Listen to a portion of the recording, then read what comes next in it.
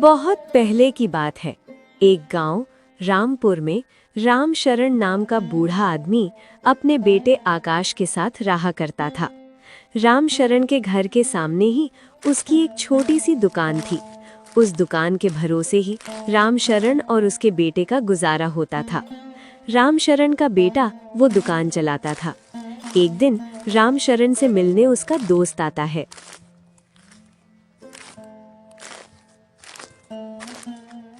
अरे भाई रामशरण, कैसे हो? बड़े सालों बाद तुमसे मिल रहा हूँ। सब कैसा चल रहा है? ठीक ही चल रहा है दीनदयाल। तुम बताओ, तुम कैसे हो? और तुम्हारी तो 3 बेटियां हैं ना, वो कैसी हैं? अब तो बहुत बड़ी हो गई होगी। हाँ रामशरण, शादी लायक हो गई है। और तुम्हारा भी तो एक बेटा है ना, वो भी तो शादी लायक हो गया होगा। क्या सोचा है, उसकी शादी कब कर रहे हो? हाँ दीनदयाल, शादी लायक तो हो गया है, लेकिन दीनदयाल तुम तो जानते हो ना, बिना पैसे की शादी नहीं होती। अब शादी के बारे में सोचना है तो उसके लिए धन की भी आवश्यकता होगी, पर मेरे पास फिलहाल इतना धन नहीं है।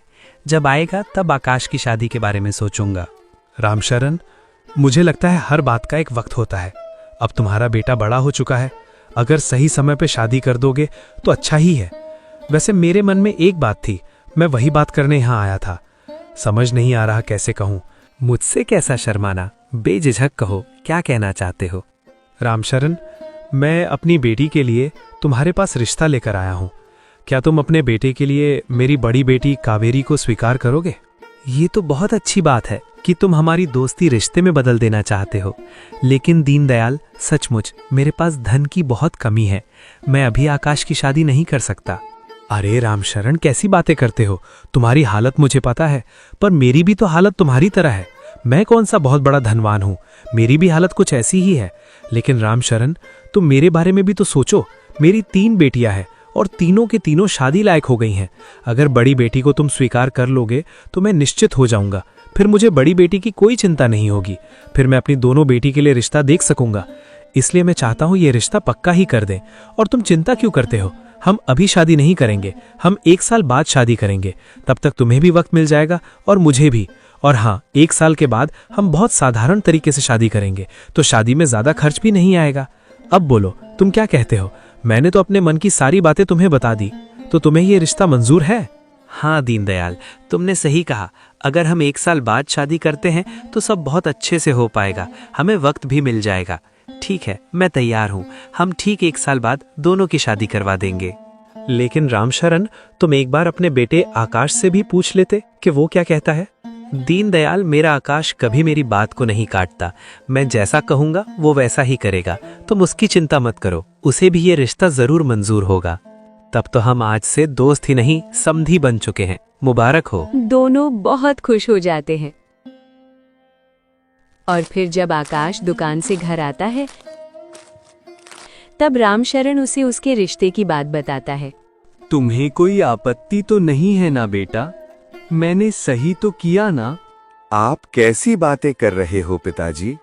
भला मुझे क्या आपत्ति हो सकती है? और आप मेरे लिए जो करोगे वही मेरे लिए अच्छा होगा। मुझे आप पर पूरा भरोसा है। आप मेरे लिए सब कुछ हो। आप जैसा कहोगे मैं वैसा ही करूंगा। रामशरण ये बातें सुन बहुत खुश हो जाता है। फिर कुछ दिन ऐसे ही बीत जाते हैं। रामपुर गांव में एक साहूकार होता है जिसकी नजर रामशरण की दुकान और उसके घर पर होती है। एक दिन वो रामशरण के पास आकर बोलता है, अरे रामशरण, कुछ सोचा है? आप किसके बारे में बात कर रहे हो मक्खनलाल जी? अरे मैंने तुम्हें पिछली बार कहा था ना कि मुझे तुम्हारी दुकान और घर बेच दो, बदले में तुम्हें बहुत अच्छी रकम दूंगा। मैं उसके बारे में बात कर रहा हूँ। क्या तुम तैयार हो? मक्खनलाल जी, मैंने आपको कितनी बार कहा है, मैं अपना घर और दुकान किसी भी हालत में नहीं बेचूंगा। ये मेरे लिए सब कुछ है, मेरे जीने का सहारा है। मैं यहीं रहना चाहता हूँ। ये मेरे पिताजी की आखिरी निशानी है। यहाँ मेरी पत्नी की यादें हैं, मेरे आकाश की बचपन की यादें हैं। मैं ये जगह छोड़कर कहीं नहीं जाना चाहता। सोच लो रामशरण, मैं तुम्हें इस जगह की दुगनी रकम दूंगा। फिर तुम उस रकम से अपना दूसरा मकान बना लेना, दूसरी जमीन खरीद लेना। लेकिन ये जमीन मुझे बेच दो, तुम्हारा बहुत फायदा होगा। अरे तुम्हारे भले के लिए ही कह रहा हूँ, मान जाओ। नहीं मक्खनलाल जी, दुगनी क्या, चाहे आप इस जगह के लिए मुझे 4 गुनी रकम क्यों ना दो, फिर भी मैं ये जगह किसी भी कीमत पर नहीं बेचूंगा। ठीक है भाई, अगर फिर भी तुम्हारा मन बदल जाए तो मुझे बता देना। ऐसा कहकर मक्खनलाल वहां से चला जाता है।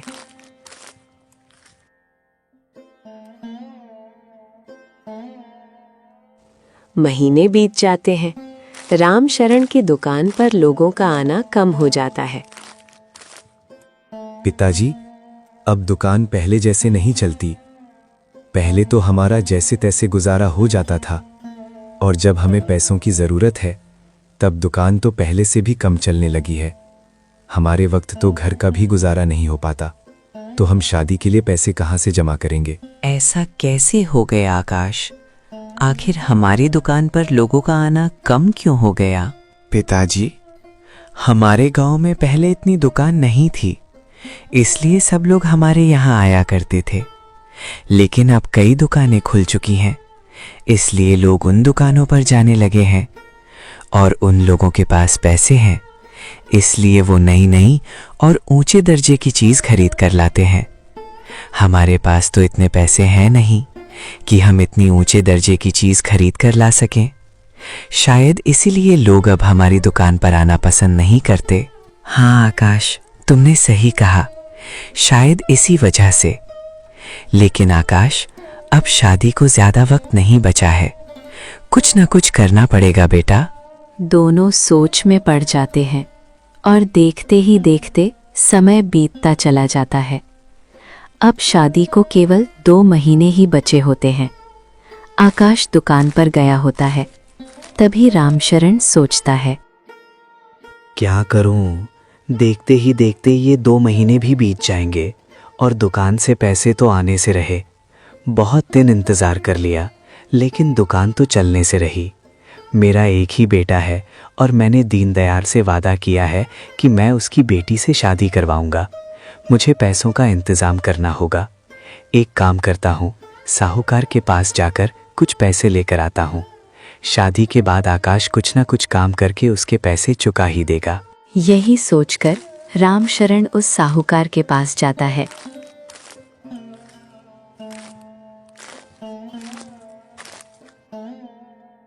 और पैसे मांगता है। ठीक है, मैं तुम्हें पैसे देने के लिए तैयार हूँ, लेकिन तुम मेरे पैसे लौटा दोगे, इस बात की क्या गारंटी है? बदले में तुम्हें मेरे पास कुछ ना कुछ तो गिरवी रखना ही होगा। एक काम करो, तुम अपनी दुकान के कागजात मेरे पास गिरवी रख दो, फिर मैं तुम्हें पैसे दे सकता हूँ। नहीं नहीं मक्खनलाल जी, मैं अपनी दुकान के कागजात नहीं दे सकता। अरे मैं कौन सा तुम्हारी दुकान मांग रहा हूँ, सिर्फ कागजात ही मांग रहा हूँ। और वैसे भी दुकान तो तुम्हारे नाम पर है, तो मैं कौन सा उस पर अपना हक जमा रहा हूँ। मैं तो सिर्फ भरोसे के लिए कागजात मांग रहा हूँ। जब तक तुम अपना कर्ज नहीं लौटा देते, तब तक कागजात मेरे पास रहेंगे। जैसे ही तुम्हारा कर्ज चुकता हो जाएगा, मैं तुम्हें वो कागजात लौटा दूंगा। ठीक है मक्खनलाल जी, ये हुई ना बात। अब बताओ कितने पैसों की जरूरत है? मुझे 3000 की जरूरत है। ठीक है, मैं अभी तुम्हें लाकर देता हूँ। रुकिए मक्खनलाल जी, आप एक काम कीजिए, 3000 में से मुझे 1000 रुपए ही दीजिए और 2000 आपके पास ही रखिए, क्योंकि मेरा शादी वाला घर है, चोरी होने का डर रहता है। आपके घर में पैसे सुरक्षित रहेंगे। फिलहाल मुझे 1000 रुपए दे दीजिए और फिर बाकी के 2000 रुपए मैं बाद में ले जाऊंगा। अच्छा ठीक है, मैं अपने खाते में लिख लेता हूँ कि तुमने मुझसे 3000 रुपए लिए हैं। फिर रामशरण 1000 रुपए लेकर घर जाता है और उन पैसों को संभाल कर अलमारी में रख देता है और आकाश के लौटने का इंतज़ार करता है। थोड़ी ही देर बाद रामशरण के सीने में बहुत तेज़ दर्द होता है। वो बहुत तड़पता है, किसी को आवाज़ लगाने की कोशिश करता है, लेकिन उसके मुंह से आवाज़ नहीं निकलती और वो नीचे गिर जाता है। थोड़ी देर बाद आकाश घर लौटता है। अपने पिताजी को नीचे गिरा हुआ देख आकाश बहुत घबरा जाता है। उन्हें उठाने की कोशिश करता है, लेकिन रामशरण नहीं उठता। आकाश वैद्य को बुलाकर ले आता है। तो वैद्य जी रामशरण को मृत घोषित करते हैं। नहीं वैद्य जी, ये नहीं हो सकता। मेरे पिताजी को तो कोई बीमारी भी नहीं थी। ये कैसे हो सकता है? अचानक उनकी मौत कैसे हो सकती है? मैं नहीं मान सकता। आप ठीक से देखिए। वैद्य जी उसे समझाते हैं और सांत्वना देते हैं। आकाश जोर जोर से रोने लगता है। फिर रामशरण का अंतिम संस्कार किया जाता है। कुछ दिन ऐसे ही बीत जाते हैं। आकाश पूरी तरह से अकेला पड़ चुका है। एक दिन आकाश को अलमारी में 1000 रुपए दिखते हैं। ये पैसे यहाँ कैसे आए? मुझे लगता है ज़रूर पिताजी ने रखे होंगे। हमारे पास तो पैसे नहीं थे। ज़रूर से पिताजी ने किसी से कर्ज लिया होगा। लेकिन किससे? एक काम करता हूँ, ये पैसे जिससे भी लिए थे मैं उसे लौटा दूंगा, क्योंकि अब मेरी शादी करने का कोई इरादा नहीं। मैं शादी नहीं करूँगा। मेरे पिताजी मेरे लिए सब कुछ थे। मेरी पूरी दुनिया उजड़ चुकी है। मेरे सर पर एक उनका ही तो हाथ था, एक उनका ही सहारा था। वो मुझे छोड़कर जा चुके हैं और ठीक 1 महीने बाद शादी की तारीख है। मेरे पिताजी को गए हुए कुछ दिन हुए हैं और मैं शादी करूं? बिल्कुल भी नहीं। मैं ये शादी नहीं करूंगा। मैं दीनदयाल जी से माफ़ी मांग लूंगा कि मैं ये शादी नहीं कर सकता। आकाश ये सब सोच ही रहा होता है। तभी उसके घर मक्खन लाल आता है और बोलता है, कैसे हो बेटा, ठीक तो हो ना? जी मक्खनलाल जी, ठीक हूँ, लेकिन पिताजी की बहुत याद आती है। उनके बिना ये घर बहुत सोना लगता है। बचपन से मैं पिताजी से कभी अलग नहीं रहा। माँ तो बचपन में ही गुजर चुकी थी, तो मेरे लिए मेरे पिताजी ही मेरी माँ भी थी, जो मेरा बहुत अच्छे से ख्याल रखते थे। अब मेरा कोई नहीं रहा। मैं पूरी तरह से अनाथ हो चुका हूँ। अपने आप को संभालो बेटा। अब होनी को कौन टाल सकता है? जिसको जब जाना होता है चला जाता है। इस दुनिया में कोई अमर नहीं है बेटा। सबको एक ना एक दिन जाना है। वैसे बेटा, मैं तुमसे एक ज़रूरी बात कहने आया था। मुझे पता है कि ये समय ठीक नहीं है, लेकिन फिर भी बेटा तुम इस बारे में नहीं जानते, इसीलिए मैंने सोचा तुम्हें एक बार बता दूं। जी मक्खनलाल जी, बोलिए ना, क्या बात है? बेटा, तुम्हारे पिताजी ने तुम्हारी शादी के लिए मुझसे 5000 रुपए लिए थे। तुम्हारे पिताजी तो नहीं रहे, तुम्हें ही वो पैसे चुकाने होंगे। मैंने सोचा एक बार तुम्हें बता दूं, क्योंकि मुझे लगा शायद तुम्हें पता ना हो, इसीलिए। तुम्हारे पिताजी ने इस बारे में तुमसे कहा तो होगा ना? ये अब क्या कह रहे हैं मक्खनलाल जी? पिताजी ने तो इस बारे में मुझे कुछ नहीं बताया, लेकिन हाँ, मुझे अलमारी में 1000 रुपए मिले थे। शायद वो आपके ही थे। लेकिन फिर बाकी के पैसे कहाँ गए? अगर मेरे पिताजी ने आपसे 5000 लिए थे, तो अलमारी में सिर्फ 1000 रुपए ही क्यों हैं? और पिताजी ने इतनी बड़ी रकम क्यों ली, वो तो मैं नहीं जानता बेटा। लेकिन वो मेरे पास आए थे और उन्होंने कहा था कि तुम्हारी शादी के लिए चाहिए। अब तुम कह रहे हो कि अलमारी में 1000 रुपए थे। अब बाकी के पैसे वो तो तुम्हारे पिताजी ही जानते होंगे कि उन्होंने किसको दिए। शायद उन पर कोई और भी कर्ज रहा होगा, इसके लिए मांगे हों, या फिर उन्होंने शादी के लिए खर्च कर दिए हों। अब ये तो तुम ही जानो और तुम्हारे पिताजी ही जाने। लेकिन मैं बस इतना चाहता हूं कि तुम मेरे वो पैसे लौटा देना। आकाश ये सब सुन बहुत चिंता में पड़ जाता है और मक्खनलाल से कहता है, जी मक्खनलाल जी, मुझे कुछ समय दे दीजिए, मैं आपके पैसे लौटा दूंगा। फिलहाल तो मेरे पास ये 1000 रुपए हैं। आप एक काम कीजिए, ये 1000 रुपए ले लीजिए, बचे 4000 रुपए मैं आपको काम करके लौटा दूंगा। अरे नहीं नहीं बेटा, ये पैसे तुम अपनी शादी के लिए रखो। तुम्हारी तो अगले महीने में शादी है ना, ये मुझे अभी लौटाने की कोई जरूरत नहीं है। तुम शादी के बाद मुझे मेरे सारे पैसे लौटा देना। नहीं मक्खनलाल जी, मैं अब शादी नहीं करना चाहता, तो मुझे इस 1000 की भी कोई जरूरत नहीं है। आप ये ले लीजिए। अरे ऐसा मत करो बेटा, तुम्हारा फैसला गलत है। तुम्हें शादी कर लेनी चाहिए। सोचो उस लड़की का क्या होगा। शादी को बस महीना बचा है। अगर तुम ये शादी तोड़ोगे तो उस लड़की की भी बहुत बदनामी होगी। और वैसे भी बेटा, तुम्हारे पिताजी तो नहीं रहे, लेकिन उन्होंने तुम्हारी शादी अपनी मर्जी से तय की थी। उनकी तो ये आखिरी इच्छा थी, तो तुम्हें शादी जरूर करनी चाहिए, नहीं तो उनकी आत्मा को शांति नहीं मिलेगी। और तुम ही सोचो, अगर तुमने ये शादी तोड़ दी तो तुमसे और कौन शादी करेगा? और तुम्हारी उम्र भी तो हो चली है। एक बार उम्र चली गई तो शादी में बहुत मुश्किलें आएंगी। तुम्हारे पिताजी की आखिरी इच्छा समझकर ये शादी कर लो। बेटा मेरी बात मान लो। वैसे भी अब तुम बहुत अकेले पड़ चुके, तुम्हें तुम्हारी जीवन साथी का सहारा मिल जाएगा। जी मक्खनलाल जी, शायद आप सही कह रहे हैं। मेरे पिताजी की भी यही इच्छा थी कि उनके दोस्त की बेटी से मेरी शादी हो। मैं उनकी आखिरी इच्छा जरूर पूरी करूंगा, नहीं तो पिताजी मुझसे नाराज हो जाएंगे। आपका बहुत बहुत धन्यवाद। फिर कुछ ही दिनों में आकाश की शादी बड़े ही साधारण तरीके से मंदिर में दीनदयाल की लड़की से हो जाती है। अब दीनदयाल की लड़की कावेरी आकाश के घर पर आ जाती है। कावेरी स्वभाव की बहुत अच्छी होती है और आकाश का बहुत ख्याल रखती है। शादी को कई दिन बीत जाते हैं। फिर एक दिन मक्खनलाल फिर घर आता है। अरे आकाश, तुमने अभी तक मेरे पैसे नहीं लौटाए। मेरे पैसे कब लौटा रहे हो? मुझे और कितना इंतजार करना पड़ेगा? जी मक्खनलाल जी, मैं समझ रहा हूँ। मुझे कुछ वक्त दीजिए, मैं जल्द ही आपके पैसे लौटा दूंगा। मुझे नहीं लगता तुम जल्द ही मेरे पैसे लौटा पाओगे, क्योंकि तुम्हारी दुकान तो चलने से रही। गांव में और भी दुकानें हो चुकी हैं, तो तुम किसके आधार पे मेरे पैसे लौटाओगे? इतनी बड़ी रकम तुम कहां से दोगे? उससे अच्छा एक काम करो, मेरे पास तुम्हारे लिए एक बहुत अच्छा प्रस्ताव है। तुम अपनी दुकान और ये घर मुझे बेच दो, मैं तुम्हें इसकी बहुत अच्छी रकम दूंगा। नहीं मक्खनलाल जी, मैं ये घर और दुकान किसी भी कीमत पर नहीं बेचूंगा। ये मेरे पिताजी की आखिरी निशानी है। मेरे पिताजी ने आपसे कितनी बार कहा है कि वो ये दुकान और घर नहीं बेचेंगे, फिर भी आप हमारी दुकान और घर के पीछे क्यों पड़े हो? मैं जानता हूं मेरे पिताजी ने आपसे पैसे लिए हैं, वो उनकी मजबूरी थी, इसलिए उन्होंने आपसे पैसे लिए।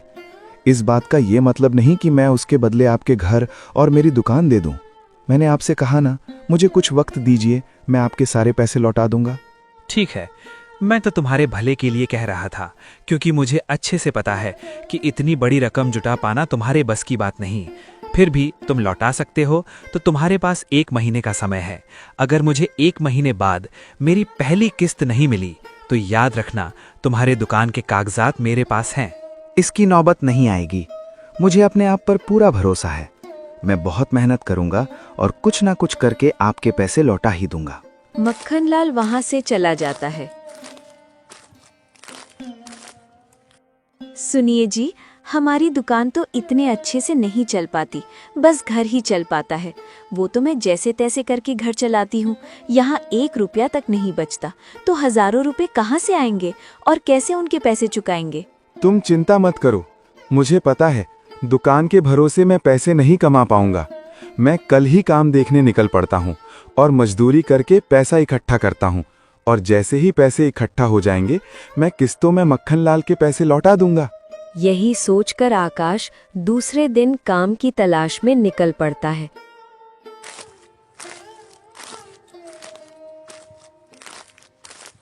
वो बहुत जगह तलाश करता है, लेकिन काम नहीं बन पाता। वो एक जगह निराश होकर बैठ जाता है। तभी उसके पास एक सेठ आकर बोलता है, अरे सुनो, मुझे एक आदमी की जरूरत है। क्या तुम मेरे यहाँ काम करोगे? हाँ सेठ जी, जरूर करूँगा। आप तो मेरे लिए साक्षात भगवान बनकर आए हो। मैं काम की ही तलाश कर रहा था, लेकिन मुझे कहीं काम ही नहीं मिल रहा था। बताइए ना सेठ जी, क्या काम है? मैं जरूर करूँगा। गोदाम में से बोरियां निकालनी है, चलो मेरे साथ, मैं तुम्हें काम समझाता हूँ। आकाश उनके साथ उनके गोदाम में जाता है और दिन भर बोरियां उठाता है। आकाश को ये काम करने की आदत नहीं होती। वो पूरी तरह से थक जाता है, फिर भी वो काम करता रहता है। और फिर काम हो जाने के बाद उस सेठ से अपनी मजदूरी के पैसे मांगता है। हाँ रुको, दे रहा हूँ। मैं क्या कहीं भागा जा रहा हूँ जो तुम्हें इतनी जल्दी हो रही है? मेरा बटुआ कहाँ गया? अभी तो यहीं था। जरा हटो, मुझे मेरा बटुआ देखने दो। उस सेठ को अपना बटुआ कहीं दिखाई नहीं देता। वो जोर से चिल्लाता है, ए लड़के, मेरा बटुआ कहाँ है? सेठ जी, मुझे क्या पता आपका बटुआ कहाँ है? मैं तो अभी आपके पास आया हूँ, वो तो आपको पता होगा। झूठ मत बोल, मेरा बटुआ तूने ही चुराया है। तेरे आने से पहले यहाँ बटुआ था, अब मेरा बटुआ कैसे गायब हो सकता है? इसका मतलब तूने ही मेरा बटुआ चुराया है, चोर कहीं के। तो तू चोरी करने के इरादे से यहाँ आया था। ऐसा एहसान फरामोश, मैंने तुझे काम दिया और तू मेरे यहाँ चोरी करता है। चल निकाल मेरा बटुआ। ये आप क्या कह रहे हैं सेठी? मैं कोई चोर नहीं हूँ। मेरे पिताजी ने मुझे ऐसे संस्कार नहीं दिए हैं। मैं मेहनत की कमाता हूँ और मेहनत की खाता हूँ। मेरे पास आपका कोई बटुआ नहीं है। आप तो मुझे बस मेरी मजदूरी के पैसे दीजिए। वो तो दिख ही रहा है कि तेरे पिताजी ने तुझे कैसे संस्कार दिए हैं। एक तो चोरी करते हो, ऊपर से झूठ बोलते हो, तुम्हें शर्म नहीं आई? और ऊपर से मजदूरी के पैसे मांग रहे हो। तुम्हारी इतनी हिम्मत? पहले तो तुम मेरा बटुआ निकालो, नहीं तो अंजाम बहुत बुरा होगा। मैंने कहा ना मेरे पास कोई बटुआ नहीं है। अच्छा तो ठीक है, तो तू ऐसे नहीं मानेगा। चल सरपंच जी के पास। वो आदमी आकाश को सरपंच जी के पास लेकर जाता है। इस बात पर पंचायत बिठाई जाती है। सरपंच जी, मेरे बटुए में 10,000 रुपए थे। मैंने अपने मजदूरों की मजदूरी देने के लिए रखे थे। इस आदमी ने मेरा बटुआ चुराया है। आप इसे कहिए कि मेरे पैसे मुझे लौटा दे। नहीं सरपंच जी, ये झूठ है। मैं वहां चोरी करने नहीं, मजदूरी करने गया था। इसने मेरे मजदूरी के पैसे तो नहीं दिए और ऊपर से मुझ पर झूठा इल्जाम लगा रहा है कि मैंने इसके पैसे चुराए। मैंने ऐसा कुछ नहीं किया है। झूठा कहीं का। सरपंच जी, झूठ मैं नहीं, ये बोल रहा है। अगर आपको झूठ लग रहा है तो मेरे पास इस बात का गवाह है कि मेरा बटुआ इसी ने चुराया है। आप साहूकार मक्खनलाल जी से पूछ लीजिए। जी सरपंच जी, सेठ श्यामदास सच बोल रहा है। मैंने खुद आकाश को बटुए से पैसे गिनते हुए देखा है। बटुआ आकाश के पास ही है। दरअसल सरपंच जी, आकाश ने मुझसे भी 5,000 रुपए कर्ज ले रखा है, जो इसने अब तक नहीं चुकाया। मुझे लगता है शायद इसलिए उसने पैसे चुराए होंगे। अच्छा मक्खनलाल, मुझे अब पूरी बात समझ आई। तो ये सब तुम्हारा किया धरा है। तुम जानबूझकर मुझ पर इल्जाम लगा रहे हो ताकि तुम्हें मेरी दुकान और घर मिल सके, है ना? तो ये तुम्हारी साजिश थी और ये सेठ भी तुमसे मिला हुआ है। तुम दोनों ने मिलकर मुझे फंसाया है। तुम अच्छी तरह से जानते हो मक्खनलाल, मैंने कोई बटुआ नहीं चुराया। सरपंच जी, आप इसकी बातों पर यकीन मत कीजिए। आप अपना फैसला सुनाइए। हमने दोनों पक्षों की सफाई सुन ली है। आकाश, सेठ के पास गवाह है जिन्होंने तुझे पैसे गिनते हुए देखा है, तो तू झूठ बोलने की कोशिश भी मत कर। और जैसा कि मक्खनलाल कह रहा है कि तुमने उससे भी कर्ज ले रखा है, हम तुम्हें 1 महीने का समय दे रहे हैं। तुम 1 महीने के अंदर कुछ भी करो, लेकिन मक्खनलाल और सेठ श्यामदास के सारे पैसे लौटाओ, वरना हमें कोई कठोर निर्णय लेना होगा। तुम्हारे पास 1 महीने का समय है। ये पंचायत यहीं समाप्त होती है। आकाश बहुत चिंता में पड़ जाता है और निराश होकर घर चला जाता है। अब क्या होगा जी? पहले तो उस मक्खनलाल के ही पैसे थे, अब तो चोरी का भी इल्जाम सर पर आ गया। ये हमारे साथ हो क्या रहा है? भगवान हमारी इतनी कठोर परीक्षा क्यों ले रहे हैं? इतनी बड़ी रकम तो हम कभी नहीं जुटा पाएंगे। और ये सब उस मक्खनलाल ने जानबूझकर किया है। उसने जानबूझकर उस सेठ को आपके पास भेजा और आपको काम दिलाया ताकि वो आप पर चोरी का इल्जाम लगा सके, क्योंकि वो हमारा घर और दुकान हथियाना चाहता है। उसे लगा अगर वो इतनी बड़ी चोरी का इल्जाम लगाएगा तो हम इतनी बड़ी रकम कभी लौटा नहीं पाएंगे और उसे हमारा घर और दुकान मिल जाएगी।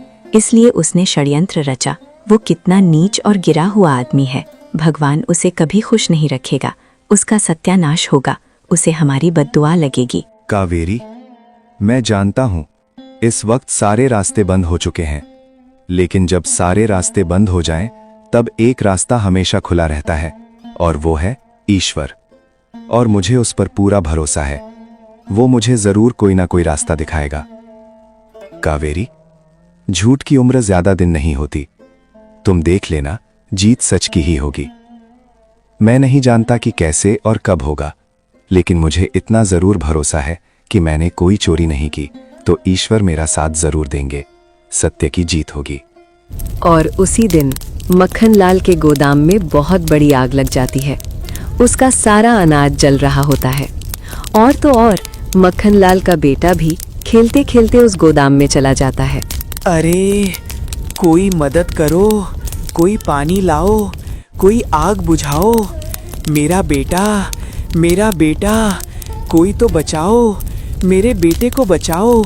मेरा सारा अनाज भी जल जाएगा, मैं बर्बाद हो जाऊंगा। कोई तो मदद करो। सारे गांव वाले बस तमाशा देखते रहते हैं। कोई उसकी मदद नहीं करता। किसी के अंदर जाने की हिम्मत नहीं होती। आग बढ़ती ही जाती है। आकाश और उसकी पत्नी भी शोर देखकर घर के बाहर आ जाते हैं। कावेरी, मैं अभी जाकर आता हूँ। आप क्या कह रहे हैं? कोई जरूरत नहीं है वहां जाने की। आप ऐसे नीच आदमी की मदद करना चाहते हो जिसने हमारे साथ इतना बुरा किया? आप कहीं नहीं जाएंगे। ईश्वर ने उन्हें सजा दी है और वो भी उनके अपने ही कर्मों की सजा है। उन्हें भी भुगतने दीजिए। नहीं कावेरी, ये वक्त ऐसी बातें सोचने का नहीं है। भले ही उसने मेरे साथ कितना भी बुरा किया हो, लेकिन इंसानियत के नाते मुझे उसकी मदद करनी होगी। उसे अपने कर्मों की सज़ा मिलेगी, वो ईश्वर देगा। लेकिन इंसानियत के नाते मैं उसके बच्चे को यूं जलता हुआ नहीं देख सकता। अगर मुझ में भी इंसानियत न रही तो उनमें और मुझ में फ़र्क क्या रह जाएगा? मुझे जाना होगा। और आकाश दौड़ पड़ता है और एक चादर लपेटकर भागते हुए आग के अंदर जाता है और मक्खन लाल के बेटे को बाहर निकाल लाता है। सारे लोग ये देख दंग रह जाते हैं। मक्खन लाल को अपनी आंखों पर यकीन नहीं होता। वो भी देखकर दंग रह जाता है और अपने बच्चे को जिंदा देख बहुत खुश हो जाता है। ना चाहते हुए भी मक्खन लाल को आकाश का एहसान लेना पड़ा। इसके लिए उसे दुख होता है। वो आकाश से धन्यवाद तक नहीं कहता और आकाश वहां से चला जाता है।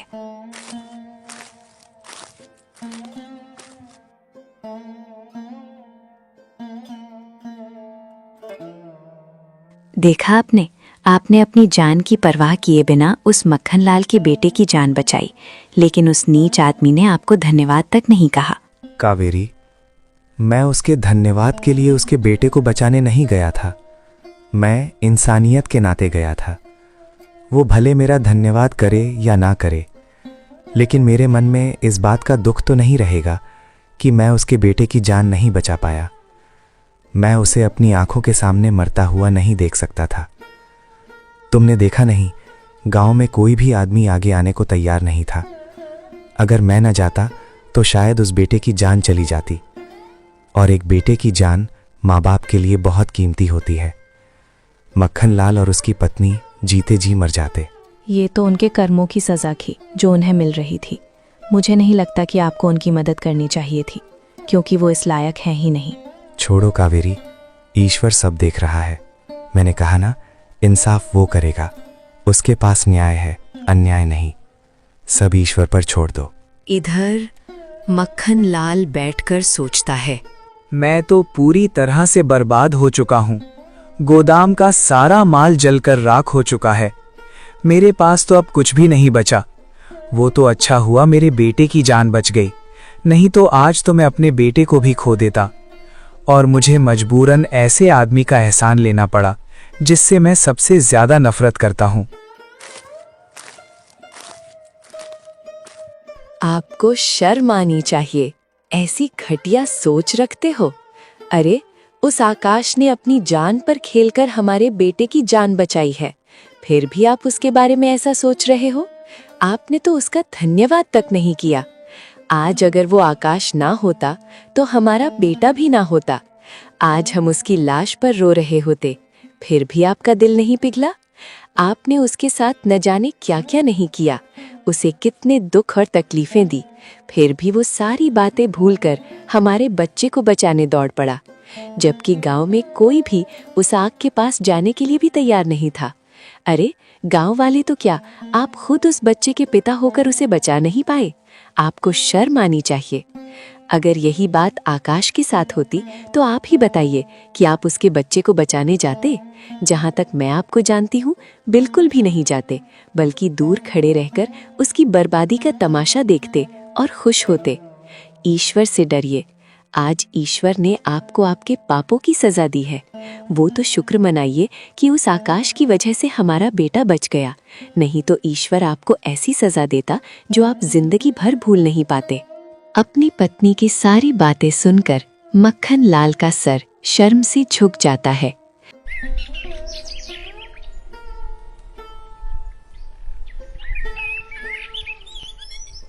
कुछ दिन ऐसे ही बीत जाते हैं। एक दिन मक्खन लाल के यहाँ सेठ श्यामदास आता है और बोलता है, मक्खन लाल, तुम्हारे गोदाम के लिए आधे पैसे मैंने दिए थे। मैं वो पैसे मांगने आया हूँ। मेरे पैसे मुझे वापस करो। तुम कैसी बातें कर रहे हो? तुम्हें अच्छे से पता है मेरे गोदाम में आग लग चुकी है, मेरे पास कुछ नहीं बचा। मैं तुम्हें कहाँ से पैसे दूंगा? और तुम तो मेरे बहुत अच्छे दोस्त हो ना, तुम्हें तो मेरी तकलीफ समझ लेनी चाहिए। तुम मुझसे ऐसी हालत में पैसे कैसे मांग सकते हो? देख मक्खन लाल, दोस्ती अपनी जगह और व्यापार अपनी जगह। मैं व्यापार में दोस्ती को नहीं लाना चाहता। मुझे अपने पैसों से मतलब है। दोस्ती के नाम पर तू बच नहीं सकता। मुझे मेरे पैसे वापस चाहिए, नहीं तो अच्छा नहीं होगा। मीना, वो श्यामदास मुझे धमकी देकर गया है और वो बहुत खतरनाक आदमी है। इतने दिनों तक मैं उसके साथ रहा, मैं उसे इतना तो जान ही चुका हूं कि वो पैसे के लिए कुछ भी कर सकता है। हमारे पास कोई रास्ता नहीं है। हमें ये घर उसे बेचना ही होगा, क्योंकि इतनी बड़ी रकम मैं उसे नहीं दे पाऊंगा। ये आपके पापों की सजा है, जो आपके साथ साथ मुझे भी भुगतनी पड़ रही है। और रख लो दूसरों की जमीन पर नजर, इसलिए आपके साथ ये सब हो रहा है। आज आपको खुद का घर बेचने की नौबत आ गई है। हाँ मीना, मैं जानता हूँ ये मेरे ही पापों की सजा है, जो मुझे भुगतनी ही होगी। मक्खन लाल को मजबूरन अपना घर श्यामदास को बेचना पड़ता है और खुद एक बड़े से घर से निकलकर छोटे से घर में रहने लगता है। मक्खन लाल आकाश के घर जाकर उसी से माफी मांगते हुए कहता है, आकाश, मुझे माफ कर दो। मैंने तुम्हारे साथ बहुत बुरा किया है, तुमसे झूठ बोला है। तुम्हारे पिताजी ने मुझसे 5,000 नहीं बल्कि 1,000 ही लिए थे। श्यामदास को मैंने ही कहा था कि तुम पर चोरी का इल्ज़ाम लगाए। मुझे लगा अगर मैं तुम्हें ऐसे मजबूर कर दूं तो तुम्हारा घर और तुम्हारी दुकान मुझे मिल जाएगी। शायद इसीलिए आज मुझे ये सज़ा मिल रही है। मैं घुट घुट कर जी रहा हूँ आकाश। एक बार कह दो कि तुमने मुझे माफ़ कर दिया है, मेरे दिल पर से बहुत बड़ा बोझ उतर जाएगा। मुझे माफ़ कर दो आकाश। तुम्हें माफी मांगने की कोई जरूरत नहीं है मक्खन लाल। तुम्हें अपने किए की सजा मिल चुकी है। मैं कौन होता हूं तुम्हें माफ करने वाला? इंसाफ तो ईश्वर करता है। मुझे बस उन पर इतना यकीन था कि वो सत्य का ही साथ देंगे। झूठ की ना कभी जीत हुई थी और ना ही होगी। भले देर से ही सही, लेकिन सच की ही जीत होती है। तुम मेरे साथ चलो आकाश। मैंने सारे गांव वालों के सामने तुम्हें झूठा साबित किया था। पंचायत में भी मैंने झूठी गवाही दी थी। अब मैं सबके सामने सच कहूंगा। मैं पंचायत में बताऊंगा कि तुम निर्दोष हो। तुमने कुछ नहीं किया था, सारी गलती मेरी थी। भले ही पंचायत मुझे कोई भी सजा क्यों ना सुनाए, मुझे मंजूर होगा। तुम चलो मेरे साथ। मक्खन लाल आकाश को जबरदस्ती अपने साथ सरपंच के पास लेकर जाता है और उन्हें सारी बातें बताता है। मक्खन लाल, तुम्हें पंचायत में झूठी गवाही देने के बदले और आकाश से धोखाधड़ी करने के बदले सजा जरूर मिलेगी। नहीं सरपंच जी, मेरी आपसे विनती है, आप मक्खन लाल को क्षमा कर दीजिए। इसे अपने किए की सजा मिल चुकी है। मैं इसे कोई सजा नहीं देना चाहता। देखा मक्खन लाल, तुमने आकाश के साथ कितना बुरा किया, फिर भी वो आज तुम्हारे बारे में सोच रहा है। आज सिर्फ आकाश की वजह से तुम सजा से बच रहे हो, वरना हम तुम्हें ऐसी सजा सुनाते जिसके बारे में तुम सोच भी नहीं सकते थे। यह बात सुन मक्खन लाल का सर शर्म से झुक जाता है। मक्खन लाल के बुरे दिन आ चुके थे। अब उसके घर में खाने पीने तक को अनाज ना रहता। इधर आकाश की भी दुकान थोड़ी चलने लगी थी। दिन बीतते चले जाते हैं। आकाश के पास अब थोड़े थोड़े पैसे इकट्ठा होने लगते हैं, तो वो शहर से अच्छा सामान लाने लगता है और गांव में बेचता है। अब आकाश की दुकान बहुत अच्छे से चलने लगती है। एक दिन आकाश मक्खन लाल के घर आकर उसे खाने का सामान देते हुए बोलता है, मक्खन लाल, मैं जानता हूँ तुम्हारा परिवार भूखा है, मैं तुम्हारे लिए खाने का सामान लेकर आया हूँ। ये सामान मेरी दुकान से लाया हूँ, सोचा तुम्हारे कुछ काम आ जाएंगे। ये देख मक्खनलाल की आंखों में आंसू आ जाते हैं। तो देखा दोस्तों, कैसे घमंड और लालच ने सेठ माखनलाल को हवेली से एक झोपड़पट्टी में ले आया। इसलिए हमें कभी भी लालच नहीं करना चाहिए और ना ही किसी पर अत्याचार करना चाहिए। और एक तरफ वो गरीब आकाश, इतना गरीब होने के बावजूद भी वो सेठ की मदद करने से नहीं चूकता। हम इस कहानी से ये सीखते हैं कि हमें हमेशा दूसरों की मदद करनी चाहिए। धन्यवाद।